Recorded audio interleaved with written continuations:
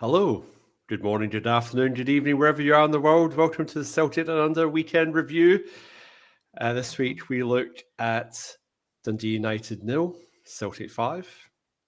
League title clinched for another season. That's now 4 in a row, 13 in the last 14.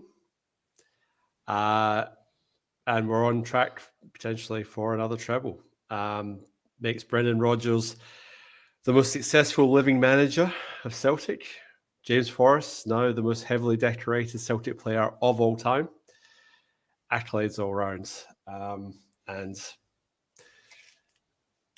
might as well, pop the cork. If I might need a bit of a hand with this, actually. So I might throw it to Paul.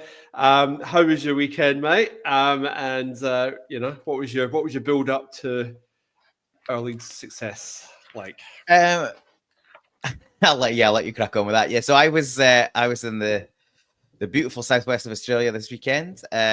We had public holiday on Friday for Anzac Day, and I took today off as well. So another 4-day weekend on the back of Easter. I was down in Busselton, which, as I say, is in the southwest, and we had just a little weekend away from me and the missus. Left the dogs at home, and on Saturday we had a leisurely stroll along. We had some brekkie, and then we had a leisurely stroll along Busselton Jetty, which is nearly 2 k's long. The longest wooden-based jetty in the Southern Hemisphere. There we go. Pop the corks for there. And then we had a bit of like couples massage at a nice spa. And then I finally got on the beach. And he watched a 7:30 kickoff, Paul? And then had some afternoon beers and arrived for a 7:30 kickoff back in the hotel room. I watched it on the laptop because despite the fact it was a near $500 a night hotel, apparently, no ability to stream straight onto the telly. So how dare they? How dare they? Yeah. So I was horizontal with the laptop, and a beer in hand to toast the success. But yeah, thoroughly enjoyed the game and obviously the result. And great to have another title in the bag. Dave, how did you bring in title number 55? So I brought it in the pub. Essentially, some of our guys at the local Celtic club had gone up to Perth for their annual boat trip and decided to stay up there. So we had a smaller event in another pub, and it was just it was quite good. Yeah, it was actually quite good, and we celebrated that with the usual beers, and we didn't have champagne, unfortunately, so we opened a bottle of the very Glaswegian Buckfast afterwards. I did see that photo in the group chat, Dave. Well done. Yeah, and celebrated with that. So yeah, apart from that, nothing much in the weekend. I've blown my knee out, so I'm other than when I'm getting out to the shops and stuff, I'm not really doing too much. Swift recovery with that one, mate. I reorganized my garage because has been in the house 18 months and we finally bit the bullet. So I went down to Bunnings and bought some shelves. So yes, we actually have space in our garage again. So go me. And then that meant I could sit and watch the Celtic game and feel that I'd accomplished something beforehand. So cheers, well done, congratulations. I'd say this every season, you never take these for granted. Long may they continue, but you just never know what's around the corner, so you just got to celebrate each one as it comes. So everyone listening, watching, cheers. Yeah, well said, mate. We're all old enough to remember quite a lot of barren years. So yeah, it does. For anyone that there's a lot of chat about tedious trebles in the run up to this, just nonsense. They never get tedious, and I don't see a point where they ever will. So yeah. Well, I think you just have to. I think Chris Sutton hit the nail on the head. Is that like we've made this look easy, and it's anything but been able to perform week after week after week. I mean, you don't compare yourself to the Huns, but look at them. Like they're an absolute rabble. Like they're a week to week proposition.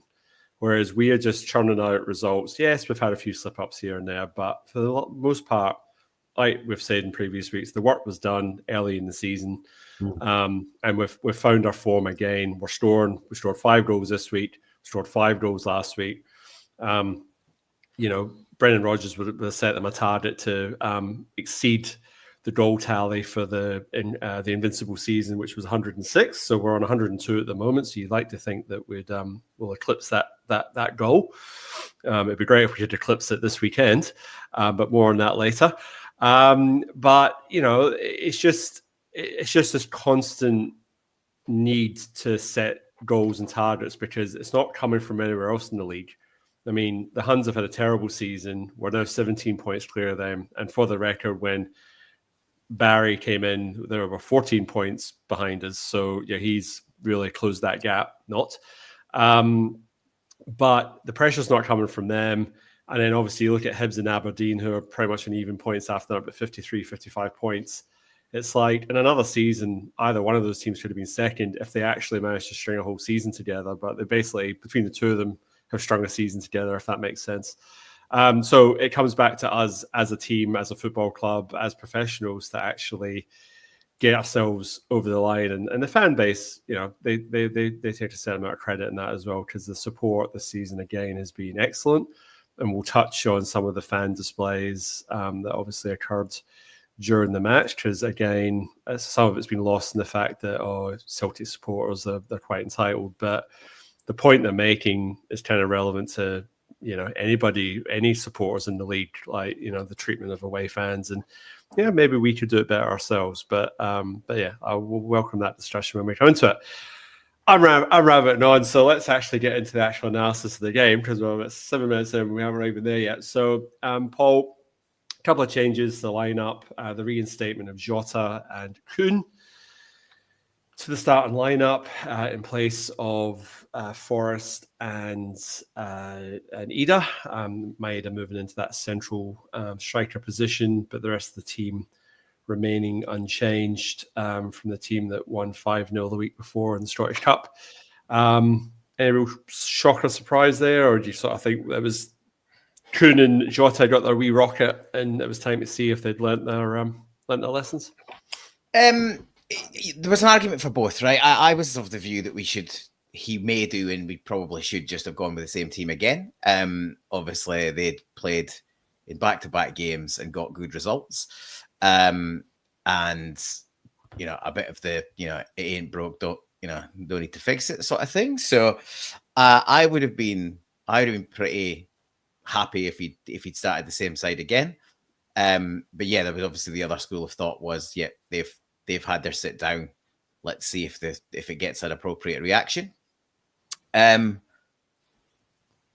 that really work? I guess in Kuhn's case, absolutely. He and AJ sort of played really well together, close to sort of the peak form that they had in the first half of the season when they were both flying. And Jota, he showed little touches, and he was a threat, obviously, for the opening goal, which ended up being an OG. But then he got himself injured, and Ida was into the fray pretty early. So yeah, could have gone either way. In the end, obviously due to an unfortunate injury, it was very little change in the end for the majority of the game. But yeah, I guess the only other thing to say is for certainly the second game in a row and potentially more, really slow start. Like, it's all on the line, and you think that's going to lead to the team flying out of the blocks and really coming into the game with intensity and pace. And once again, it was just a little bit flat. So yeah, a bit concerning. And you alluded to the fans' first sort of, or both demonstrations and protests, and it was really down to that first one with the Tangerines, which I thought was very funny, actually. It was a welcome break in the play, because United had their tails up and we were looking a bit one-paced and flat, and that really broke their momentum and gave us a chance to sort of reset, and from then on, we really took a grip of the game and went on to win convincingly.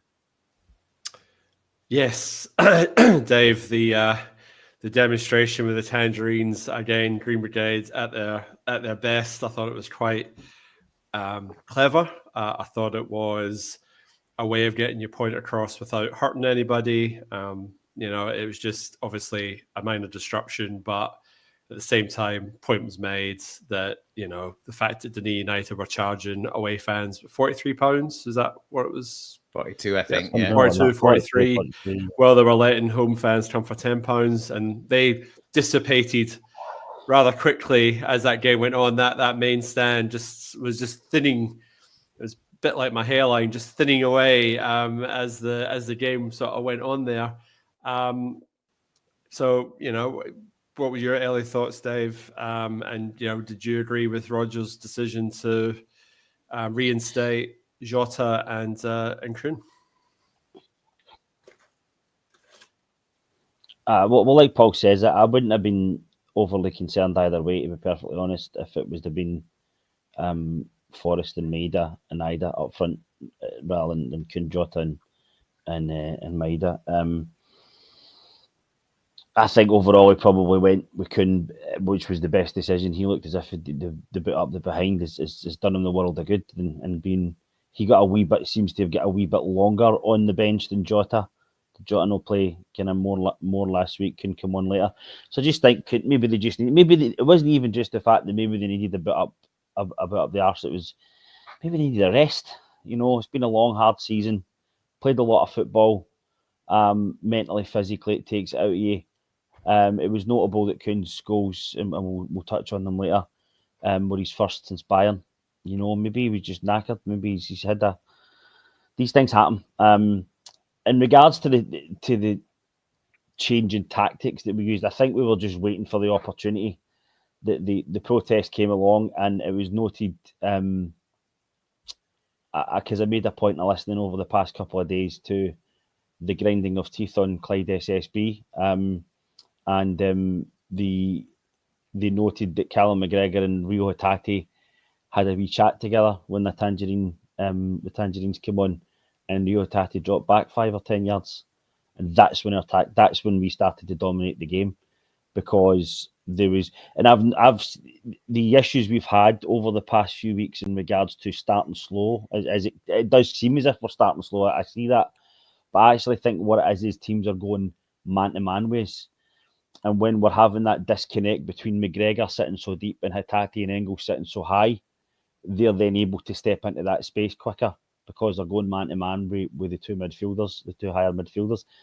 And when we drop back, we have the option of Hatate, who moves about the left-hand side of that pitch like an absolute wizard when he's on that type of form.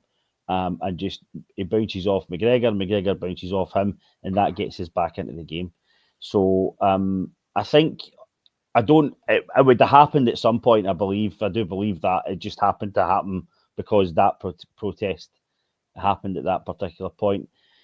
I'm not as effusive about the protest as I think they've legitimately got a reason to protest. I think that the price differential is an absolute disgrace, and I think the league and the SFA need to get involved in this and start putting some sort of pricing structure in place. Because you can't have individual teams, whether it's just Celtic or anybody else, being absolutely price gouged like that. And that's what it is, price gouging. You're using it. The Green Brigade put out a very informative list saying it's cost around £1,500 this season to go away to watch Celtic. And that's before you count your season ticket, and that's before you count your travel, that's before you count anything else. So you're talking in the region of £2,500–3,000 to watch Celtic, and when we currently have a cost of living crisis, and then at the end of the season we want to win the championship, teams are saying, well, do you know what, we're going to charge you 4 times as much as we're going to charge our home fans. That is scandalous as far as I'm concerned. So the reason for the protest is legitimate. Throwing things onto the pitch is never okay. I don't care what they are, because it can easily be anything else. And I think if that was Tangerines may not necessarily hurt somebody, and I noted that Dyson Mead picked one up and ate it. But it we shouldn't be doing it. It's not right to be throwing things onto the pitch. But I understand the reason for it. So I'm a bit less effusive about it, but I just think there's. I think you hit the nail on the head, Dave. I think there's a disconnect between the fact that Celtic, the club, have a lot of money in the bank, and the assumption that therefore Celtic supporters have a lot of money in the bank. They're two totally different things. So no, I think you're right. I think the league needs to set some parameters around what either a minimum and a maximum, or you can't. There has to be a like no much uncertain variation. Just so you can't go from £10 one week to £40 the next. Like there needs to be some sort of, like I said, just common sense. You would think, but apparently that's impossible. I'm just going to bring in some of the Yep. Sorry, Paul. There's a bigger issue here in terms of away ticketing in general in Scotland, and we're absolutely at fault here as well, from what I can gather. I hear a lot of grumbles from other fans that come to our place, and obviously it's restricted view. Well, it's a restricted view, and the price that they set, like it's you're overpriced for what it is. Plus, the view's pretty terrible in some parts of that corner, and the same goes for the home fans in the other corner. Because I used to sit, my season ticket wasn't too far from that, and I was just lucky to be just far enough round that pillar wasn't impacting my view at all. But if you were any further over to the right from where I sat, that pillar was chopping off a corner of the other end of the pitch. So yeah, I think generally Scottish football has got a problem with how we treat and how we price away fans. They're herded around like cattle by police, and generally asked to stay back, or it's a long enough day when you're traveling to other parts of the country without generally being treated like a second class citizen as well. So we've got an issue in terms of how we deal with away fans, and pricing's one of them. I thought it was, I agree to some degree as to, you shouldn't really throw stuff on the pitch or interrupt the game. And I see some comments that are mentioning that, but it got more attention because of it, because it stopped the game. And as you say, Anthony, there was no danger in it. And it was actually quite clever in terms of the language, enjoy the fruits of our labour. And obviously there was fruit on the pitch, and United are known as the Tangerines. So all tied in really nicely. And I think we did make the point, and at least hopefully people are starting to speak about it. I just want to know who smuggled in bags and bags of tangerines. And I suppose the other point is, and we'll actually get back to the football in a second here, guys. And I appreciate for the people in the live chat, and I'll bring you in a second. But just as an aside, I went to the Fremantle Dockers game, AFL, on Friday night, and it was the Anzac Day round, and there was a minute's silence for everyone who's served and fallen in World War II and all the wars sort of before and since then. But it was impeccably respected. Like you could literally hear a pin drop. Like it was silence. And you compare that to the minute silence for the Pope, and it was just, I think Sky turned the microphones down. So, I mean, the only reason it went quiet watching it was the fact that I think they did that. But it's just a real shame that, whatever your grievances or whatever, you can't just respect a minute silence and let it go. But it just was juxtaposition, because Friday night, like I said, it was, very well respected, and then you compare it to what we saw on Saturday night. But I don't want to sort of get bogged down in what crowds are doing. Obviously, I want to talk about what happened on the park, but sort of bringing in some of the comments. So we've got Monty here saying "Afternoon, men," and then my old man's making a bit of a comment to start with, saying that Sinisalo, he liked the way he was coming off his line to make some punches at the corners and long throws. Yep, I think he definitely weathered that storm, that first 10-12 minutes where we were under the cosh. I thought he did quite well. McLaughlin P saying we should throw him in at Ibrox. Well, I think he will be at Ibrox, so it doesn't sound like Casper's going to be back immediately. The way he was talking post-match, he was sort of saying he's 85 to 90%. So I can't see that. It took part in the warm-up. He reckons he's close, but the way the body language, the way he was talking, I still think he's eyeing up a cup final, but maybe another couple of weeks. So I think, I agree with McLaughlin P. Basically saying that if you're ever going to give him the opportunity to go into the lion's den, as it were, then this would be the perfect opportunity. I mean, all right, it's a dead rubber, but we've been beaten twice by them, so we obviously want to get a win. But I think that would make sense.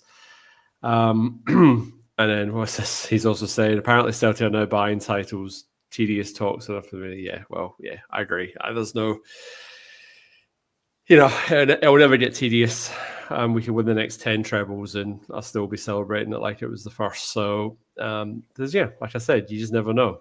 And you can never take these for granted. Paul. I do think. Sorry. Yep, Dave, how you go? Sorry. I do think there's a bigger picture at that involved in that, and again, I've listened to some of the media over the weekend. They have been quite, I don't want to say supportive, but they've kind of said, look, people saying it's tedious is ridiculous. However, nobody would be saying that if it was the other side of the city. This is a political issue in regards to that. If they were dominating us the way we're dominating them, nobody would be saying this is tedious. This is about the fact that it's Celtic that's doing this. It's nothing else. And people could call me a conspiracy theorist if they want. Scottish football don't like Celtic. They never have. It's got better over the years, but it's still there. There's still an issue with Celtic dominating Scottish football. People don't like it. People can't stand it. Let them. As far as I'm concerned, they can wallow in their own grief. But it's because it's us. It's simply because it's us. Nobody else would be getting it. But as like Brendan Rodgers says and Callum McGregor said, the reason we can dominate and have so much consistency is because we take it one trophy at a time, one game at a time, and we do it the right way. We don't rest on our laurels. Some people disagree with that, but the fact is we don't really, because our consistency over the past 20 years has been very, very high, incredibly high. In the past 10 years especially has been spectacular. Mark Guidi, who I'm not a fan of, did say once that Celtic don't get the credit that they actually deserve for their level of consistency. That's fair. And that's I think other teams would get more credit. And meanwhile, Barry Ferguson's asking a rhetorical question, saying, "What's the point?" To the BBC. McLaughlin Pease made a quick point here. Since 2011, Celtic was spent 215 million, and we brought in 262 million in transfers. So it can be done. And the player traded model, it took time. Like Celtic didn't have it right from the get go. There's plenty of misses along with the hits, but you've got to believe in what you're doing and be consistent with it. I think consistency is the key. But anyway, let's get back on the field issues, because this is why we're meant to be here. Paul, it took us 30 minutes to break the deadlock. It was an own goal. I thought it was Jota, but then obviously it took about 4 replays to realise it was actually off Ryan Strain's shin. Talk us through it. I sort of agree to a point. You're sort of saying that we were a bit slow starting. Yeah, that first 12, 13 minutes, yeah. But then after that, I felt we were building up to something, and it was a matter of time. And it was just how much resistance Dundee United could give up. But actually, set piece is actually where we capitalised, and your mate Liam Stills. Take it away. Well, it shows that I've been, I think I'm on record as being quite effusive in my praise of Scales since he came back into the team. His distribution has been excellent, and I've said for a long time that he's really the only threat we've got from set pieces, or the biggest threat we've got is from set pieces. He's the best header of a ball in either box in the squad. And yeah, you're right. We're building up a bit head of steam. There was a bit of passage play down the right-hand side and across, trying to get squeezed in. I think it was AJ trying to squeeze the cross into the box, and it was sort of headed clear for a corner. Engels produced a great delivery. I think most of his deliveries, all day were good. And this one was no different. It was an outswinger. Scales attacked it. He got the header on it. It wasn't probably directly on goal. And yeah, Jota was putting pressure on Strain, and yeah, as the replay showed it, Strain basically turned it into his own net in an attempt to get to it before Jota got there. So yeah, a lot to like specifically in terms of the delivery and Scales getting in on it. And then yeah, obviously the main thing is it ended up in the back of the net, which was all important. Dave, anything you'd like to add to the first goal? The only bit the bit that I noticed when I rewatched it again today, watched the goals again today, was, and it comes up later on as well, is the ball from Kuhn to Alistair Johnson is quite superb. He does a better one later on for another goal, which I'll go over. But it's with outside his left. I think outside his left boot, and Johnson gets it perfect. Timed the run is perfect. Those are the balls that Kuhn was hitting too hard 4 weeks ago. He was overplaying them. He's got his mojo back with that, and and that gets us the corner, and we score from there. And so I think the build-up play, for a couple of the goals was excellent. But yeah, that first goal, especially that ball from Kuhn, was excellent. The shame, obviously, is 5 minutes later that Jota needs to be substituted off. I thought he was, obviously, he gets involved for the first goal. I thought he was just sort of coming onto a game. And then it seemed a bit innocuous. I don't know, it was really the challenge, whether he sort of twisted, I think it's probably more twisted his knee as he sort of planted his foot. But obviously a lot of agony and pain as soon as he went down. So never a good sign. But he had the big massive sort of knee strap on, and he was on the crutches after the game. So hopefully, ideal world, it's just a minor strain, but every likelihood it might be the end of the season for him. Paul, has there been any sort of word yet? Are we? I haven't seen anything yet. I would imagine he'll have been for a scan, if not yesterday, then certainly today. It doesn't look good. It looked like his studs got caught in the pitch, and then he sort of the bottom half of his leg stayed planted, and his sort of top half sort of went outwards, and his knee sort of took the brunt of that in the middle. And as you say, he looked in a fair amount of pain. That kind of jarring, twisting knee injuries, they can look innocuous, but they can be pretty bad, really. I'd be surprised if we see him again this season. I hope that's not the case, but I think he'll be lucky to play again this season. If it is, it'll probably be cup final, if that. He's certainly not going to be playing on the weekend. And we'll see where it lands. But there's no desperate need to rush him back. If he might need surgery, and if he does, he'd be better off getting that done now and getting through the recovery and get him as much of pre-season as possible. But we'll wait and see. The scan results will be out probably in the next 24, 48 hours, and we'll have a better idea of how he's looking. But I hope I'm wrong, but it doesn't look good, and I wouldn't be surprised if he's out for the season. It's it might force Brendan's hand in terms of playing Ida up front this weekend and moving Maeda back out to the left, and then that still gives you Forrest and Yang on the bench for substitutes. But and I would be against that, going to Ibrox and having a bit more of a physical approach. I think it could work out fine, to be honest.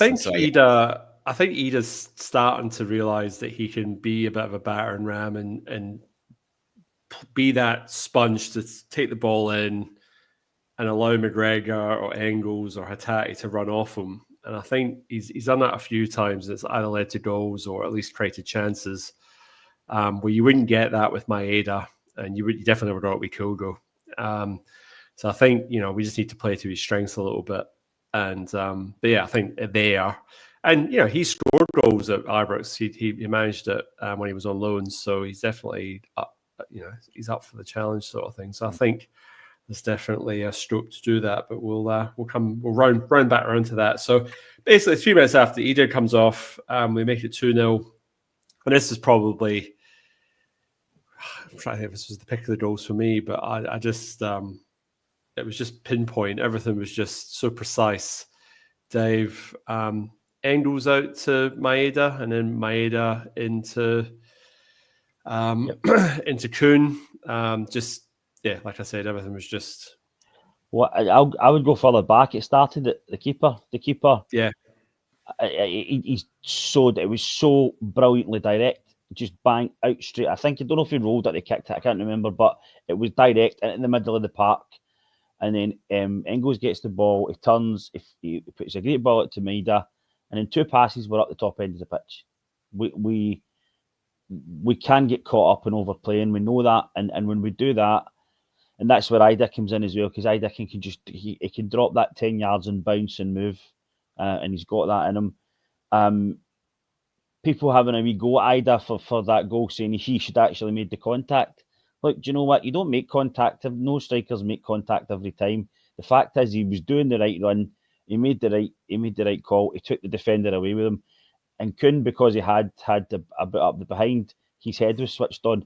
And what he done, I noticed, was rather than step into it, he just held back because he seen Ida going, and he used his brain, and he just stood back and let the ball come to him, and he knocked it into an empty net, essentially.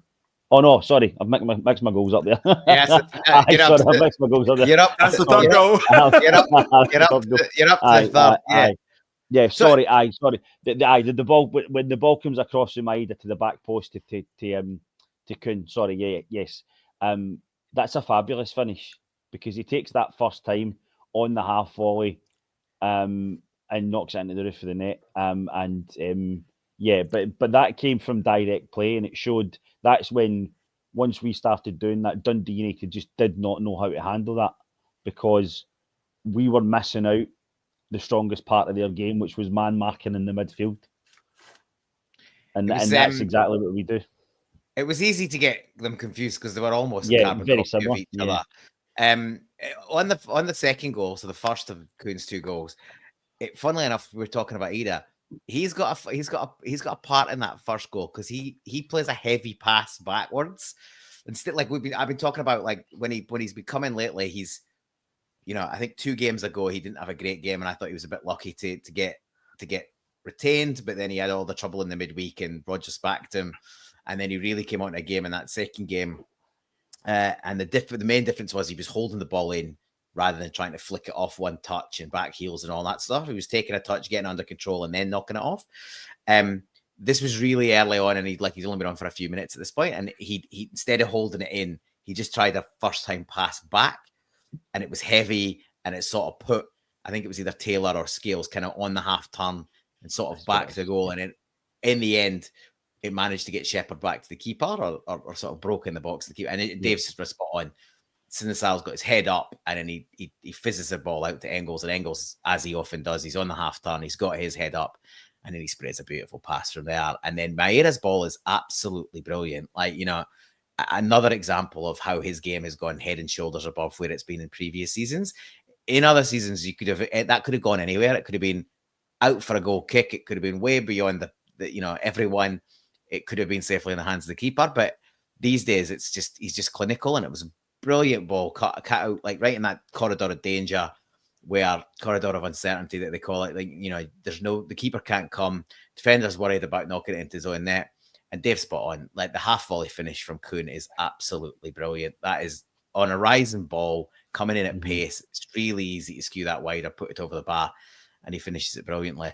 But yeah, his second goal is not dissimilar, but it comes from the left-hand side as opposed to being the switch of play. I think it's Hatate works it into Greg Taylor, and Taylor, a ball I've been asking us to play way more often than we do, which is just knock it over the top of the fullback and let the wingers run. They've got pace to burn, and that's what Taylor does. He just gets his head up, knocks it over the top. Maera's away.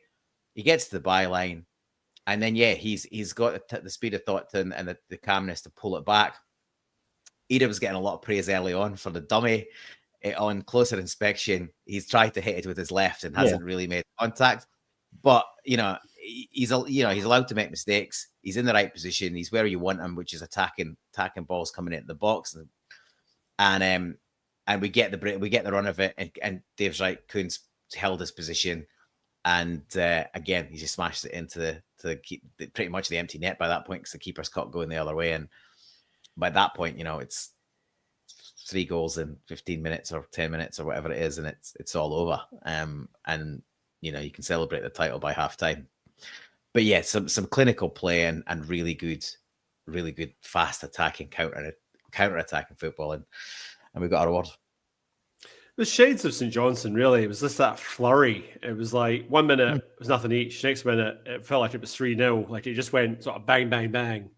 And then we score again at the start of the second half, make it 4-0, and obviously that puts icing on the cake. But it was just we just blew them away, and that's a sign when we are playing well, when we can just sweep teams aside. And let's face it, Dundee United are, they were sitting third at one point in the season. They're obviously 5th now, I think.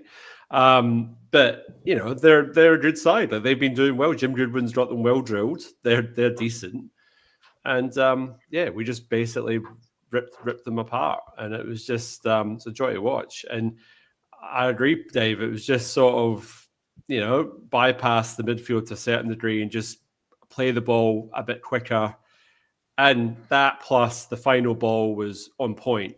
And this is where, as Paul ties in, Maeda's 2 assists, they were, you know, and as Postecoglou makes a joke out of assists, it's the most weakest stat in the game. But I think, you know, Dyson earned these 2 assists there, like both those, that cut back and particularly the one for the second goal, that sort of chip sort of cross into the whip cross into that danger area, just absolutely brilliant. And the finishing was good.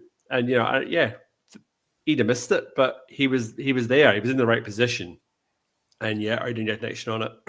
Trin was there to follow up and back it up. So for me, really, really good goals, and just got the party started. Really, 3-0 at half time. You're thinking, well, that's it. You know, there's no coming back from that.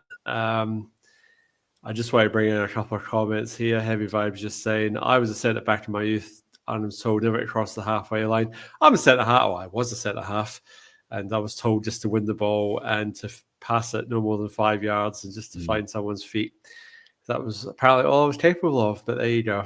I was a fullback that was told not to cross the halfway line as a kid. So we weren't having overlapping fullbacks in the northeast of Scotland in the late 80s and early 90s. Put it that way. Well, and now we're producing world-class left backs. So there you go. So times do change. Dave, anything you want to add before we sort of move on to the second half? Well, no, just I mentioned the thing last week or the week before that when we went through that a few weeks of people were saying we're turgid and we're slow in this, we weren't stepping up the gears. When we those 15-minute spells last week and this week, when we step up the gears, we've got 3, 4, 5 gears to go. It's not as if we've just got that extra gear. We've got levels and levels to go. And if we can get that on a consistent basis for next season, which I think is the aim, then I think it would be a strong season.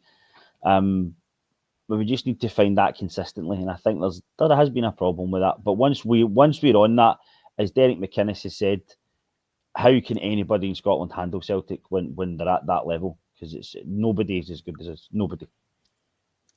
Yep, no, I agree. And Franny McKeown, he's just jumped in a couple of comments here saying if we can create a flurry like that against the Huns, that would be fantastic. And that obviously paves the way potentially for Forrest to maybe either make a start or come off the bench. And he's also saying Jamesy, it was his performance at Ibrox. James Forrest has never scored at Ibrox. Really? I didn't know that. So, so if he could score his goal for his 16th season in a row at Ibrox, I think that sort of cements him as legend status. I think he's there already, but that would just, that would be nice. And 420 somewhere saying, hail, hail, champions. Yes, indeed, we are. At this point, I'd like to mention, if you'd like to subscribe to the episode, it helps other like-minded Celts find us online. Greatly appreciated. Any comments, I always read them and respond. And we're on all the social media channels, you know what they are and where we are.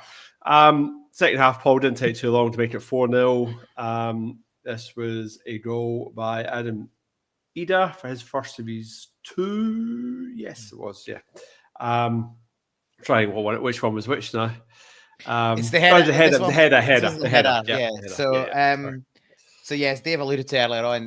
Nicholas Kuhn plays a great ball through to AJ.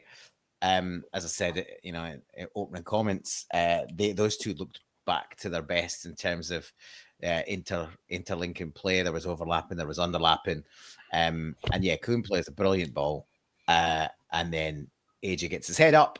And he produces a great cross, and he does really just got to get a header on target, and it's in the back of the net, and he does that. He gets his head on it, gets it headed down, and tucks it away. And I think the wing play and the interlinking play on the right hand side is brilliant, but this just goes to the point I've been making for weeks and weeks and weeks, and it goes back to before even Kyogo left, is if we service our strikers inside the box, they will score goals.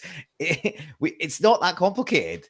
The service into the strikers in the first half of the season was really poor. We scored loads of goals, but they were all coming from the wide players and from midfielders stepping in. And Kyogo mostly had a bit of a lean time, and then Ida, when he played, had a similarly lean time.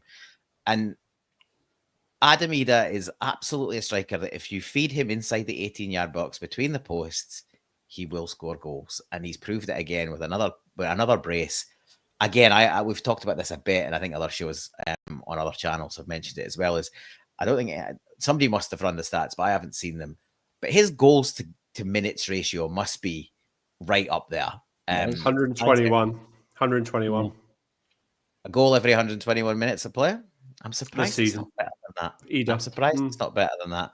He's had a few starts, Paul, and I must admit I thought it would be lower than that, but that's actually apparently still lower than Kyogo this season. Apparently, I've double checked. Well, there you go. But, yeah. That's 16 goals now, isn't it? I think 15, 16 goals. Yes, 17. And considering that most of his time has been from the bench, I know he has had a couple of starts, but most of his time has been from the bench.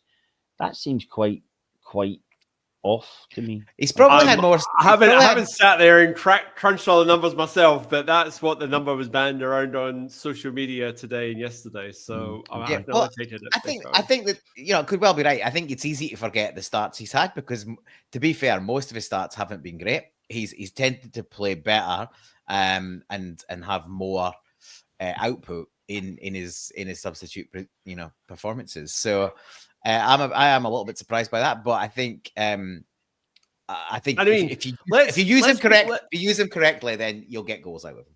Let's be clear here: it's still better than Gamane, and it's still he could still end up with 20 goals for the season. So I mean, as your second striker, scoring 20 goals along with another 7 or 8 players for Celtic who've scored 10 goals or more,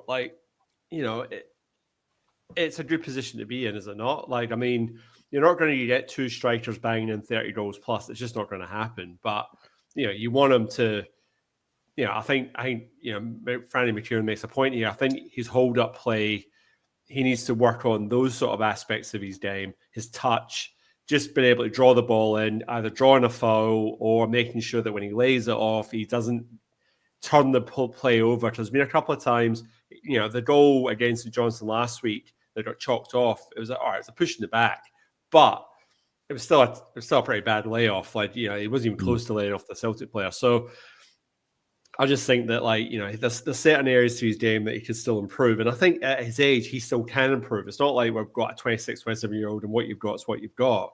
There is still potential improvement in him. But yeah, I just think that he just offers a different dimension to having a Maeda playing off the last man, and you always try to just beat the offside trap.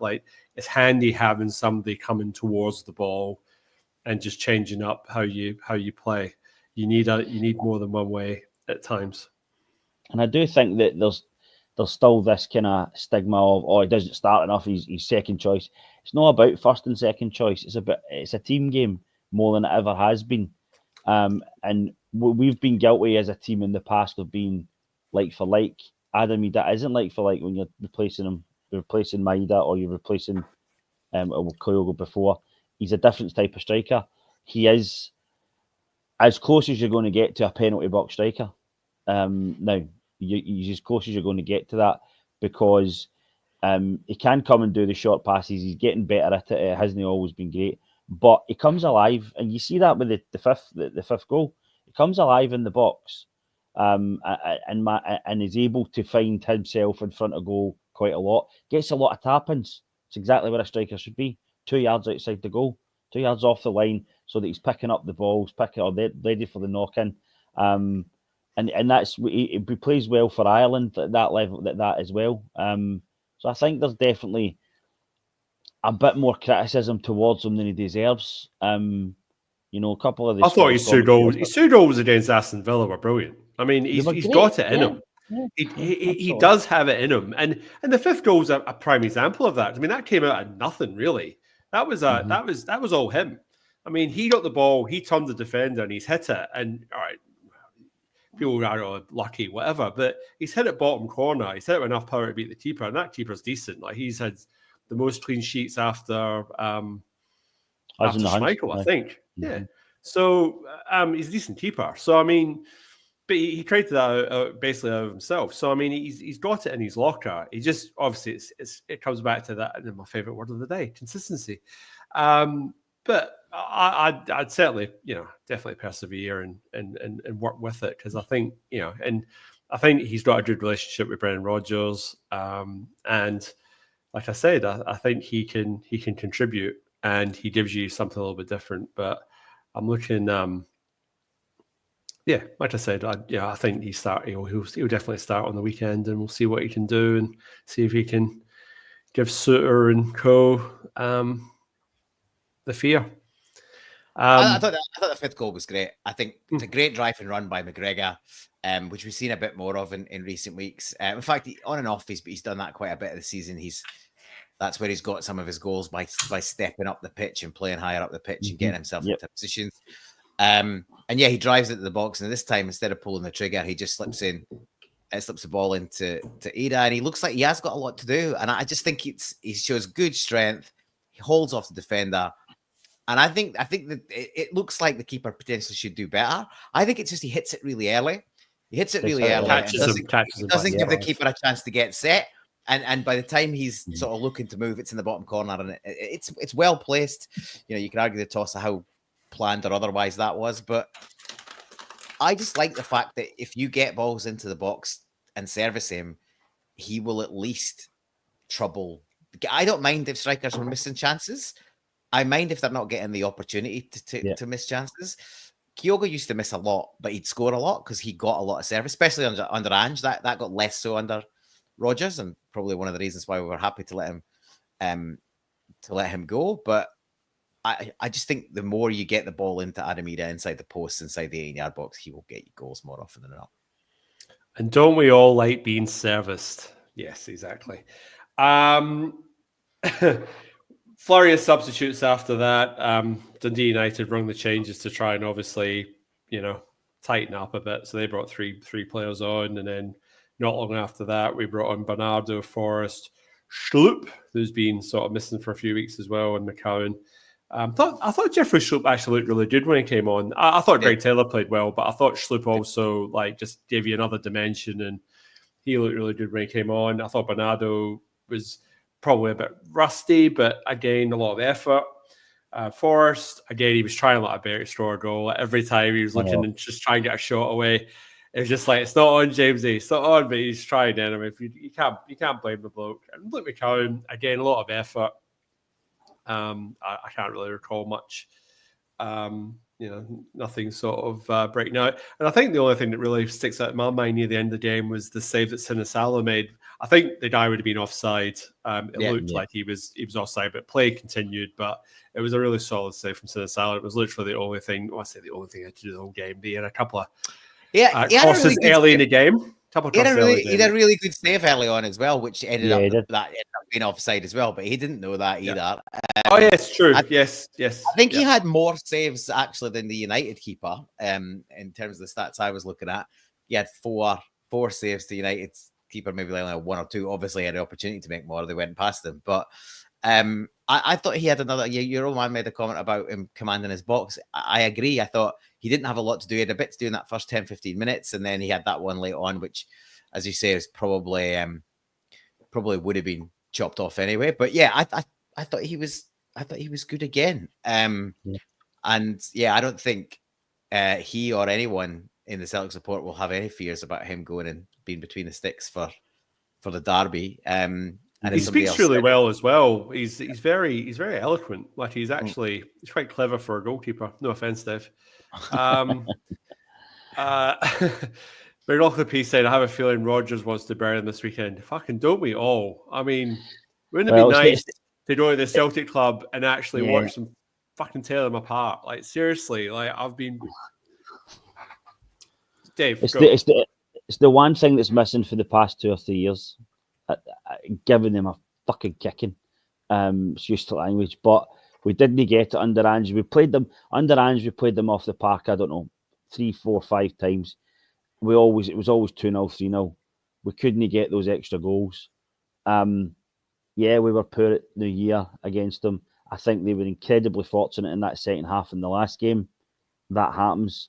We do owe them, and Brendan Rodgers likes turning them over, and it would be really, really.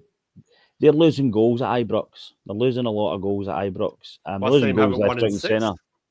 Yeah, they're losing goals left, right, and centre. If we start, they're going to have to start the same way as everybody's starting against us and go man for man. If we're just a bit cleverer, I think we could open them up. But I think we're capable of opening up any team in Scotland at any point. We just sometimes have to click into that gear. And I do wonder if the timing of the St Johnstone result and then the timing and the nature of Brendan Rodgers' ire towards the team has just kicked us into gear at exactly the right time to finish this season really strongly.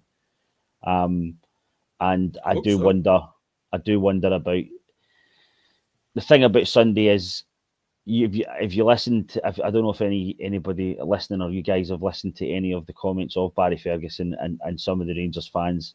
I think they're really scared about Sunday, really terrified, because they know they have got nothing to play for. The media are going to spin it, oh, it's a single game and blah, blah, blah. But at the end of the day, Barry Ferguson knows he's not getting that job. Half a dozen, maybe more than those players, know they ain't playing for that club next season. They had people on phone-ins going, how dare these guys go out and do this, that, and the next thing. And I think Sunday could very well be a bad day for them. But I don't want to hang my hat on it, because I've said that in the past 2 games. I feel like it would be a bad day for them, and it's not turned out not to be. So, but Celtic look better than they have done in the past 2 or 3 months. They look good. Well, the only player we're missing is Jota. Everyone else is missing Schmeichel, but we've managed the last month without Schmeichel. So I mean, realistically, we're only really missing Jota from our starting lineup. So I mean, you're hopeful that we can go in there and absolutely give them the absolute doing that they deserve, and just pile the misery on for the rest of the season. Because you're right, Dave. Ferguson's he's nothing to play for. He's not getting the job. He's scratching his head going, I talk to players individually and they're all up for it, but then on the part, they don't do it. And so he doesn't know what to do.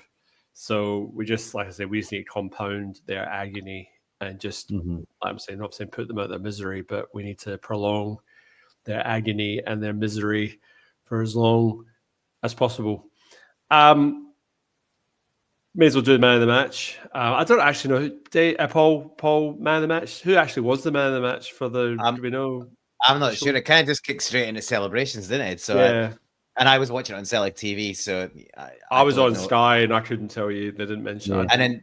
And the thing about Celtic TV is, I think they only usually tell you the home man of the match because it's the sponsors man of the match, or you hear it announced in the stadium. So.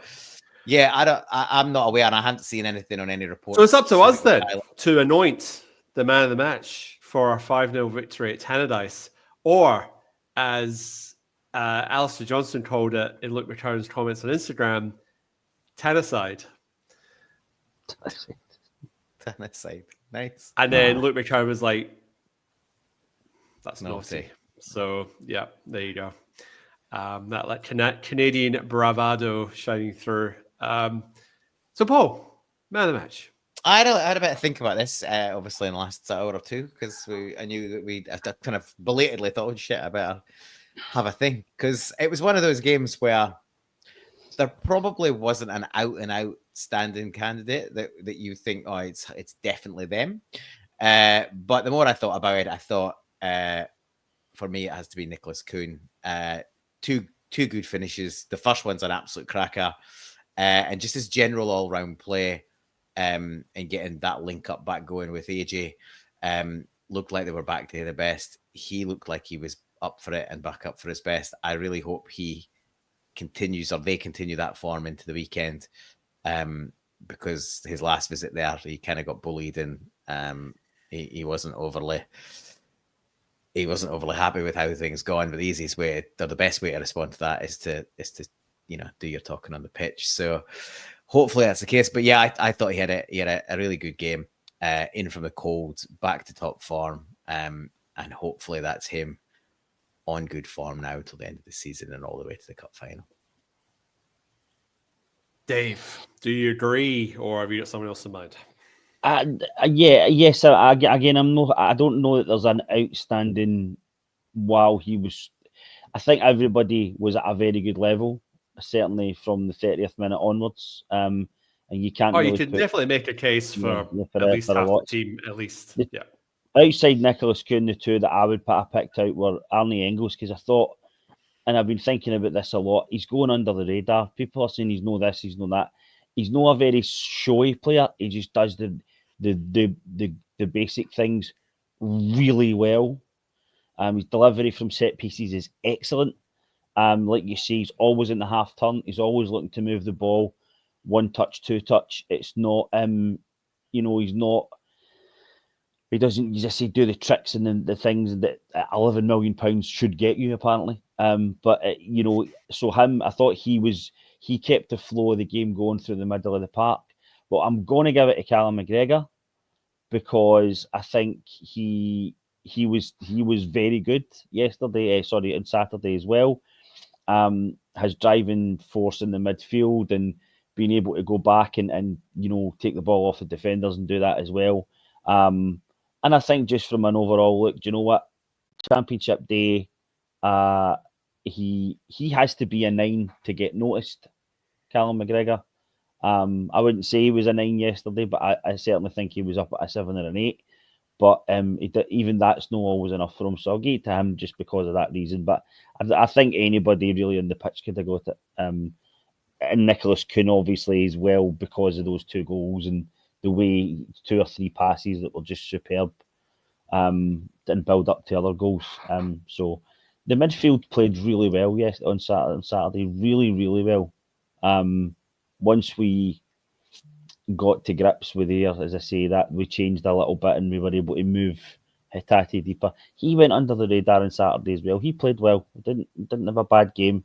Yeah. But again, we're expecting a lot as Celtic fans and I think just people outside the club as well. We expect an awful lot from McGregor, Hatate, Engels, Maida and Kuhn every single game. We're expecting them to be a minimum of a 7 or an 8 or a 9 sometimes. That's not always how it works. Sometimes you just have to do the hard part of the job. But yeah, any one of them. But yeah, I'll give it to McGregor. I didn't really give it much thought today, to be perfectly honest. But I think Nicholas Kuhn. I think the return to form. I think the benching for a couple of weeks has hopefully had the desired effect. Yes, it's Dundee United, but like I said, if he plays like that against the Huns on the weekend, there's going to be goals, there's going to be assists. And I did like the interlink between him and AJ. It seemed very fluid. And AJ also, I think, went under the radar for one of the goals because he sort of did an underlap that sort of drew the defender, which left Kuhn wide open for the actual chance to score the goal. So I think definitely potential there for that to rip them apart. But I've said this for the last 2 or 3 Glasgow derbies, and I'm going to stick with that. I think we're going to batter them this time because surely even a broken clock has to be right once every so often. But we will see. I'll let you both have a prediction for the derby. It doesn't necessarily have to be a scoreline, but something that you think will happen or you'd like to see happen. Whatever you want. I'm not making the rules. Just Paul, what are you? I mean, obviously, stun of them would be great, but is there anything in particular that you want to see? I just want to see us win. Like we've like winning well is the ideal, but after 3 less than brilliant performances, obviously cup final was okay, got the job done. Ibrox was a disaster. And yeah, Dave's right. They were a bit lucky, but to get ourselves in the mess that we were in, and then get back on top and then throw it away is pretty slack. So yeah, I just want us to get the job done, and if we can go and scud them, that's even better. I'd love to see Ibrox pretty much empty at 75 minutes. That would be absolutely brilliant. Yeah. But I've stopped making 4, 5, 6-0 predictions because we've been overdue doing that to them over the last 2 or 3 years, and as we've said, it hasn't quite happened. So yeah, even if we do it, the press will go, well, there's nothing in it.